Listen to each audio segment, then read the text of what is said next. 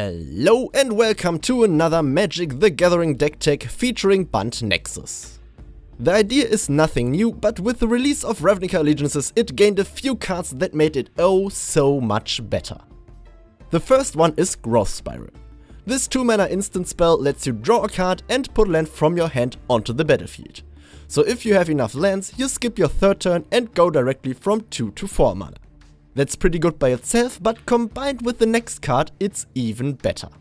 And that card is Wilderness Reclamation. This enchantment lets you untap all your lands at the beginning of your end step, and I'm not sure if this is just hella strong or completely broken overpowered. Because the thing is, you want to cast Nexus of Fate for extra turns as early as possible. And with these two cards, you can do it as early as turn 4. You only have to react to the trigger by tapping all your lands and floating the mana, and then cast it with the mana from the now untapped lands. If you can play a 5th land on turn 4, you can even play Teferi and Nexus in that same turn. Just untap 2 lands with Teferi, float the mana and then untap all 5. But it does not stop there. We also run 2 Search for Azcanta to smooth our early draws and search for Nexus of Fate once flipped. And Wilderness Reclamation lets us do it an additional time each turn. The only little downside with Azcanta is that we want to play it on the same turn as Growth Spiral. So we either can't play it since we want to ramp into Wilderness Reclamation, or we don't have a Wilderness Reclamation on turn 4, which is not perfect, but it could be worse. Dawn of Hope is another enchantment that makes good use of the additional mana. Once we stabilized and are taking extra turns, we can use the excess mana to create a ton of tokens to gain life and run our opponent over. In an emergency we can also create tokens early to block and keep us alive. The last bit of synergy with Wilderness Reclamation comes with Chemist's Insight. Since it is an instant spell, we can play Wilderness Reclamation, untap the 4 lands in our end step and then draw 2 cards before our next turn. And we need to draw a lot to get all the pieces to combo off. But sadly, there are opponents who just won't let us play in Merry Wonderland and are trying to kill us before we start to have fun. A huge number of players on MTG Arena are playing Mono Red or Rectors, who often get to 20 damage by turn 4 or 5. That's why we run a playset of Absorb. Even though it's a 3 mana counter spell and we most likely trade down on mana, the damage we prevent from countering a spell and gaining 3 life is often the difference between winning and losing. If the meta shifts away from the hyper-aggressive builds, we could run something else in its place, but right now this is necessary. Speaking of which, there are also a lot of decks that try to curve out and kill you with creatures. Be it Gruul, Celestia, Golgari, White Weenies or whatever. Against those decks we have 4 Root Snare and a Pause for Reflection. Keep in mind that we don't want to fire those off first chance we get. The longer we can wait, the more damage we can prevent, the more time we get to assemble our combo. It's also funny how often people play our Unsettled Wreckage and only attack with a few creatures when we leave mana open. But hey, if it gives us more time. Our final spell is a one-off Blink of an Eye that's kind of a catch-all for everything else. We can put something back that would otherwise deal a lot of damage to us, slow them down or protect one of our permanents. It's especially useful to get a Reclamation or Teferi back from under an Ixalar's Binding and go off. The mana base is good and simple. We have access to a lot of dual lands and make use of them. Since we don't have many plays on turn 1 and 3, we can always find a way to play our shock lands without having to take the damage.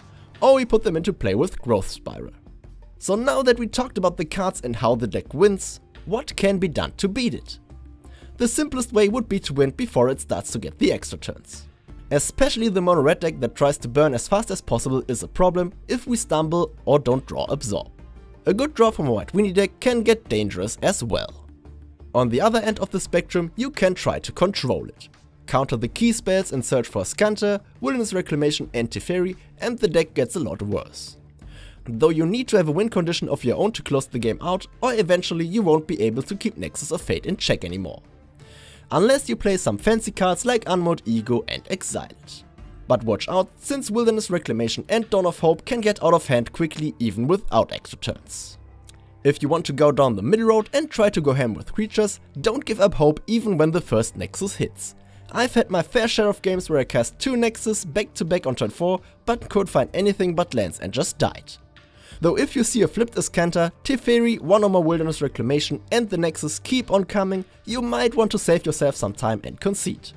Even though there are Nexus players who are dicks and run no win com apart from removing your board with Teferi emblem and then waiting for you to deck yourself, or those that just keep on taking extra turns without a win com and just waste everyone's time. And if you play best of 3, you can also work with a sideboard and put in some form of enchantment removal, since Wilderness Reclamation keeps this deck together, while Search for a Scanter and Dawn of Hope do some heavy lifting as well. Which brings us to the sideboard for Bant Nexus. As stated above, the hyper aggro builds and control are our biggest concern, so that's what our sideboard is geared towards. Against aggro we want the 2 Lyras for sure. Worst case, they gain us 6 life by eating damage spells, and if they stay on the board they continue to heal us. Well, okay, the real worst case would be dying before we can play them, but you know what I mean. To prevent that from happening, we also bought 2 Revitalize. To play them and gain some life is important to stay alive, but you should keep in mind that if we are not dying immediately, it is almost always better to play the other stuff first and get our original plan going. To make room for the cards, we take our 2 Teferi, Blink of an Eye and Pause for Reflection. If we face the burn version with almost no creatures, you may also want to board out Root Snare for the negates. It also may seem unintuitive, but we do not board in Hydroid Crazes in this matchup. It does not make use of Wilderness Reclamation and therefore does not have enough impact to keep us alive early, since we would need to pay 8 mana to gain enough life to negate even 1 damage spell. And by that point we are either dead or winning anyway. Against control, out go all the Fox, Blink of an Eye and as many Growth Spirals as needed. Here ramping is not as important as in other matchups, since we don't get pressured. In come all the counterspells, Nezahal, the Hydroid Crazes, Ixalan's Binding and the Knights of Autumn if you expect enchantments or want an early threat to pressure your opponent with. Even if the deck is not that well liked because it's not fun to play against, it is really fun to play yourself. I personally like the combo character and that you have to think about when to use your resources to make the most of them.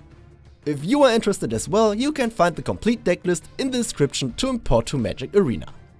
There will also be a gameplay video with the deck in action, just click on the link in the end card later. For any questions, comments or advice, just leave a message down below the video. Also don't forget to like, subscribe and hit the bell to not miss any future videos. I hope to see you across the table in Magic Arena, have fun playing, see you around, ciao!